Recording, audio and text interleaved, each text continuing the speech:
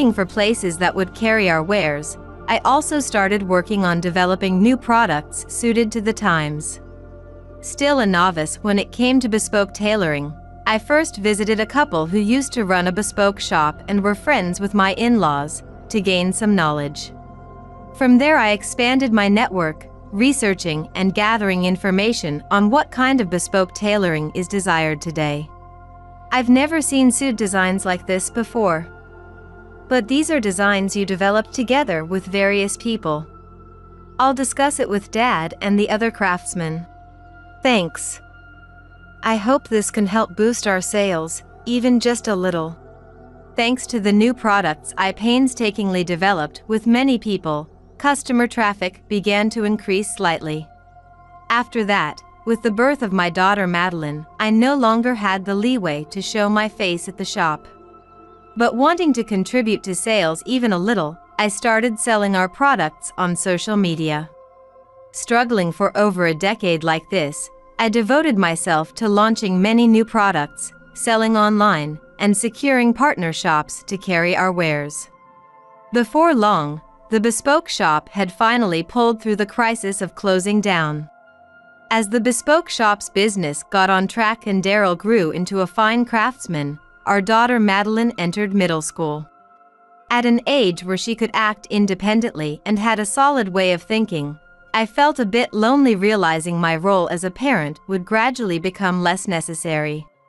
But more than that, I was filled with heartwarming feelings watching Madeline enjoy her days to the fullest, smiling brightly as she devoted herself to clubs and physical activities.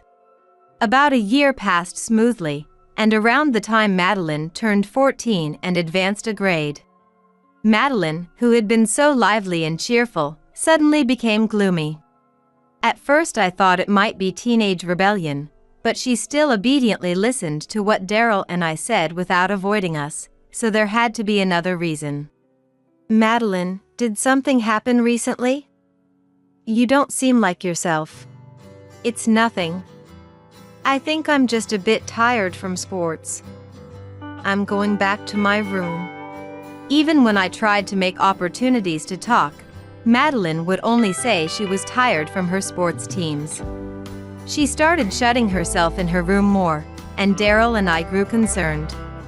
After Madeline returned to her room, leaving Daryl and I alone in the living room, I couldn't help but voice my worries to him. Why do you think she won't talk to us? Am I that unreliable? Sherry, you're a wonderful mother in my eyes. When the time is right, I'm sure she'll open up to us. I wonder if something happened at school, or I'm just as worried as you are. Let's be patient a little longer, Sherry.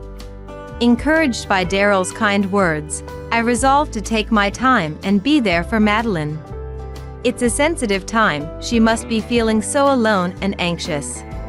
Maybe at her age, parents seem annoying, but my feelings for Madeline, my love for her, will never change.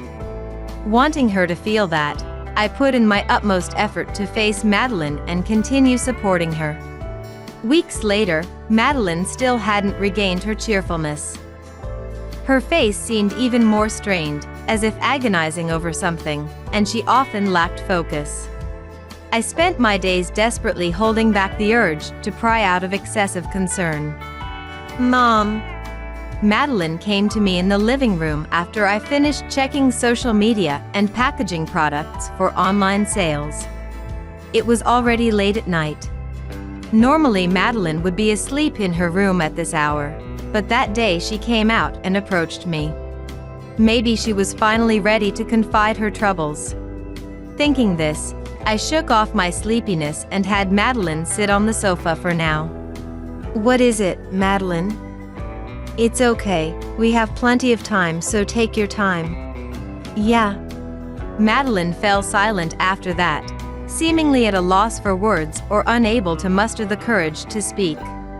It felt like it had been a long time since I properly looked at Madeline face to face like this. Looking closely, there was no trace of her former energetic aura, and her complexion was poor. She often left her dinner unfinished lately and seemed to have lost some weight, so I was desperate to hear the rest of what she had to say. But I held back, knowing that pressing her now would only corner Madeline when she'd finally decided to open up. I waited patiently, gently rubbing Madeline's back. Finally, she opened her mouth heavily. "Mom, I'm pregnant." "What?" "I'm sorry. I'm so sorry. Mom." With trembling hands, Madeline took out a pregnancy test with a positive result. I was completely bewildered by this unbelievable reality. But seeing Madeline tearfully repeating apologies, I realized she must have been suffering alone with this worry for so long, and my heart ached. "Madeline, it must have been so hard, keeping this to yourself." "I'm sorry. I'm sorry." "So, do you have any idea who?" "If you're pregnant, then." But no matter how I asked, Madeline only responded with sobs and apologies. I knew I shouldn't rush her, but it was difficult to plan our next steps without knowing the facts. I tried asking every question I could think of. Still, Madeline only trembled.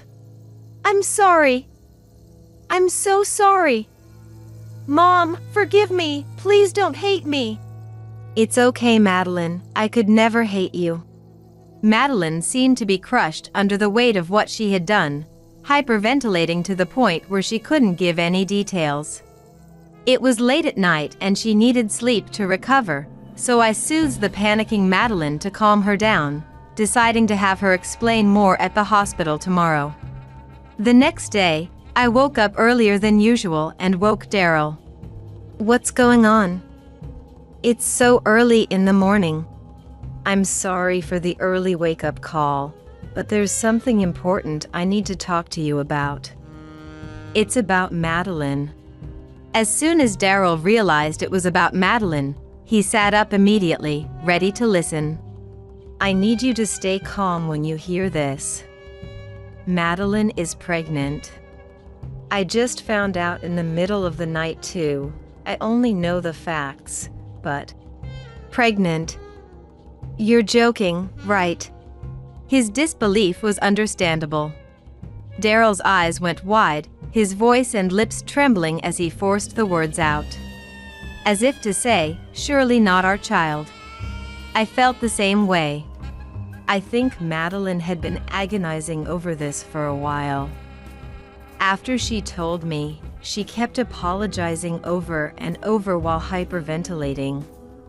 You've seen how she's been acting lately, right? Yeah. When Madeline told me, I was extremely shaken up too, all sorts of emotions threatening to explode out of me, but Daryl seemed to be taking the shock even harder than I did. I could tell he was trying his best to listen despite being upset, but it didn't feel like he was just passively taking in my words. Daryl has always been kind-hearted and sensitive by nature. Even without saying it out loud, he was probably imagining how Madeline felt, taking on damage as if it was his own. And as a father, he must have been shocked that his young daughter was pregnant. Until we get more details at the hospital, let's not say anything that might upset Madeline. We're planning to go to the OBGYN in the next town over today. I want you to come with us. Okay. I told him because I felt I couldn't hide the truth, but seeing how shaken and haggard Daryl became filled me with regret for saying anything. But I knew I was doing the right thing. Daryl must be desperately trying to process the reality of the situation. If that was the case, then I needed to take charge with a strong will. I felt bad for my in-laws, but I contacted them to let them know Madeline had suddenly fallen ill and got permission for Daryl and I to take off work. When Madeline woke up, I tried asking her again about the circumstances of her pregnancy, but couldn't get any solid information. Maybe it was hard for her to say in front of her father. With that thought, I simply gave the silent Madeline a gentle hug. As I did that, I realized our departure time was approaching and the three of us left the house. We took a taxi to the nearest train station. When we got to the platform, I realized I had forgotten something critical. I think I forgot Madeline's insurance card. In that case, should I go back and get it? No, you and Madeline wait here on the platform. I'll go grab it and be right back. I could have let Daryl handle it, but I felt uneasy about making the somewhat long walk alone in his current state, unable to hide his fatigue after hearing about Madeline. I didn't want him getting lost in thought and becoming careless. And I couldn't very well make Madeline walk unnecessarily when she looked ill. So I left the two of them on the station platform and headed back home. Our house is a fair distance from the nearest station. If there had been a taxi at the stand outside, I would have taken one, but there wasn't a single car there at a time like this. So I decided to sprint home at full speed. Honestly, I wanted to get Madeline to the OBGYN as soon as possible. As I ran, short of breath, I harshly criticized myself for forgetting something so important. I arrived home, put the insurance card in my wallet and was about to leave when the rarely used landline phone suddenly started ringing. I could have ignored it and rushed to the station, but I felt I had to answer. I dashed to the living room and picked up the phone. The caller was a nurse from the biggest hospital in the area. In a flat tone, she delivered the shocking news that Daryl and Madeline had been taken to the hospital. The hospital staff must have been swamped, because she didn't provide any other information, just telling me to come to the hospital immediately. In a daze, I called a taxi and headed to the hospital where the two of them presumably were. On the way, the taxi driver mentioned there had been a fatal accident on the train tracks, halting the trains. Hearing that, I broke out in a cold sweat, wondering if the people who jumped might have been Daryl and Madeline. The image of a depressed and unwell Madeline alongside a haggard Daryl, reeling in shock after learning of his daughter's pregnancy. A vivid scenario played out in my mind of these two impulsively jumping onto the tracks together as a train approached. It can't be, I told myself, but once the worst-case scenario popped into my head, it continued smoldering inside me. Please let them be okay. I arrived at the hospital and entered the ER where many nurses and doctors were rushing about in a flurry. Looking a bit further in, I saw the surgery in progress, light glowing red. An ominous feeling stirred up my chest, the negative speculations mocking my wish that I was just overthinking things. I couldn't very well talk to the frantically scurrying nurses, but I also didn't know where to go. As I stood there at a loss, a police officer approached me. Is there something I can help you with? Actually, I explained the series of events that led me here. The officer gave a small nod of understanding. It seemed he had been waiting for me. Then, he began to speak in a heavy tone about what had happened on the station platform with Daryl and Madeline. Brace yourself for what I'm about to tell you. The truth is. After that, I was stunned by the revealed facts. Burning with a desire for revenge, I left the hospital alone and returned home. Then, in order to report today's events to my in-laws and family, I had them gather in the living room after closing the shop. I'm sorry, Jody, Sue. Sylvia, thank you for joining us too. What on earth is going on? I heard Madeline wasn't feeling well and got worried. You don't think something happened to Madeline, do you? While Jody and Sue expressed their concern, Sylvia looked bored as she inspected her nails. Her behavior only fueled my anger further, but I had to hold on just a little longer. I would expose her true colors. With that thought in mind, I began to speak, my emotions still running high. The truth is, Madeline is pregnant. And today, on the way to the obstetrician with the family, she and Daryl jumped in front of a train in an attempted suicide pact. My in-laws were left speechless by my explanation. Their reaction was completely understandable. The shocking nature of my words naturally left them at a loss. However, Sylvia's response was markedly different. Upon hearing the news, she began trembling, a look of panic spreading across her face. Her reaction was exactly as I had anticipated, and I had to stifle the laughter welling up inside me. As Sylvia turned pale and shook, my in-laws tried to calm her, their voices soothing. But Sylvia brushed off their attempts at comfort. "I'm not to blame. I didn't do anything wrong. I would have never imagined they would be jumping in front of a train." With that outburst, she fled from the living room. Jody and Sue watched in bewilderment as Sylvia ran off, clearly having no idea what was happening. "What on earth? What's going on?" Suddenly, an ear-piercing scream rang out, prompting Jody and Sue to jump to their feet and rush out of the living room. There they found Sylvia, collapsed on the ground in shock. Standing before her were Daryl and Madeline, both leveling disgusted glares at Sylvia. "How dare you treat my precious daughter so cruelly? I can't believe it. I trusted you, Auntie.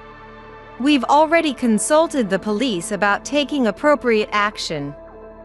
You're going to have to take responsibility for what you've done." Left behind by the rapid developments, Jody and Sue stared at me in utter confusion, clearly at a loss. Though my goal had been to expose Sylvia's misdeeds, I had still told a lie that left my in-laws reeling. Feeling the need to apologize and explain the truth, I began to recount what had really happened. When I arrived at the hospital, the police officer informed me that Daryl and Madeline had fallen down a flight of stairs on the train platform. According to eyewitness reports, Madeline had stumbled on the steps, and though Daryl tried to catch her, they both ended up tumbling down. A passerby who saw the accident called for an ambulance and reported the incident to the police. Thanks to their quick action, Daryl and Madeline were rushed to the hospital within minutes of the accident occurring. Though they were both covered in bruises, their lives weren't in danger and hospitalization wouldn't be necessary, much to my relief. The officer who responded to the call was exceptionally kind. Despite having already finished processing the scene, he waited for me, a family member, to arrive at the emergency ward. "You mentioned that your daughter is pregnant. With a fall like that, I'm afraid there's a possibility she may have miscarried." "Oh no. I believe they're running tests now. Please, follow me." The officer led me deep into the emergency ward, where I spotted Daryl and Madeline sitting on chairs in the hallway. I broke into a run, rushing to their side. "Madeline! Daryl! Thank goodness! Thank goodness you're all right." "Sherry, I'm so sorry for worrying you." "Mom! I'm sorry." As I embraced them, I felt the warmth of their bodies and they responded to my frantic questions, bringing tears of relief to my eyes. Daryl's arms and head were wrapped in bandages, but Madeline appeared to be unharmed. While I was relieved by that fact, the officer's words echoed in my mind. To face pregnancy and miscarriage at such a young age was unimaginably cruel. "What about the test results?" "About that. It turns out Madeline wasn't actually pregnant." "What? Really?" Madeline had apparently been worried about her missed periods. However, the doctor suggested that her young age, sleep deprivation, and stress were likely contributing factors. Her eating habits had also been poor recently, which undoubtedly played a role as well. But the pregnancy test was positive. The doctor thought that was strange too. "Madeline, where did you get that pregnancy test?" "Well, Auntie gave it to me." As soon as she began to explain, tears welled up in Madeline's eyes as a memory seemed to surface. I quickly pulled out a handkerchief and tried to wipe away her tears, but they continued to flow endlessly. Daryl and I listened intently to Madeline's halting, jumbled explanation, trying to piece together what had driven her to such despair. In summary, Madeline had been anxious about missing her period for 2 months. Having never experienced that before, she was filled with unease. Unfortunately, Sylvia found out about her worries. It's not normal to miss your period for 2 months, right? Something must be seriously wrong. Maybe you're sick, or maybe you're pregnant. You're right. I'm really worried. Why don't you take a pregnancy test, just to be sure? I have a few on hand. But I haven't done anything that would get me pregnant. Well, it doesn't hurt to check. Come on, it'll only take a minute. Overwhelmed by Sylvia's forcefulness, Madeline found herself